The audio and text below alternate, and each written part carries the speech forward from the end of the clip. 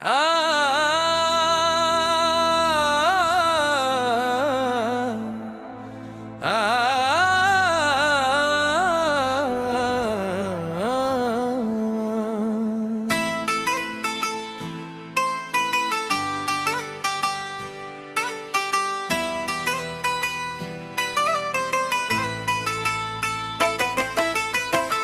से प्यार जनी कर हाय भैया, हंसी के हंसावे बाद में रोवावे भैया। लड़की के बहुत खराब होला जा, मौका पाके कर देली सीधा घाव। पहले पहले बोले जानू जान से बढ़ के तू, रोज रोज कॉल करी कहे बस चाही तू। दिलवा के किताब में लिखवावे अपन नाम, फिर एक दिन छोड़ दे हर नामा।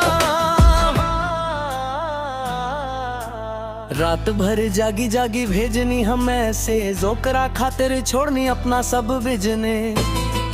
जब जरूरत पड़ल तब बदल गए चाल, टूट गए सपना बुझ गए मशाल। दोस्त सब कहते रहे मत इतना पागल, प्यार के खेलवा में मत बने हाँ घायल। अब तो समझ में आयली दुनिया के बात,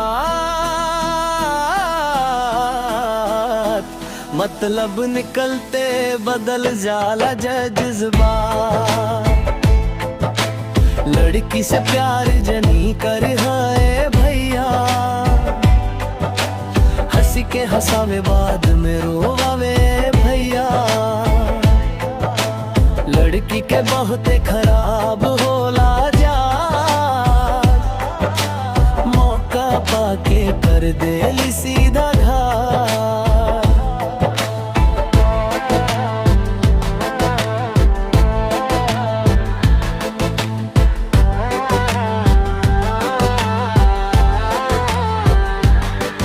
न सब एक जैसन ई बात मानला, अच्छो लोग मिलेला दिल से पहचानला।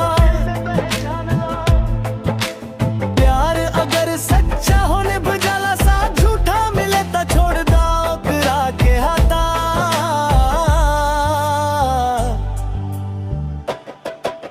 लड़की से प्यार जनी कर हाय भैया, हंसी के हंसावे बाद में रोवावे भैया। लड़की के बहुत खराब होला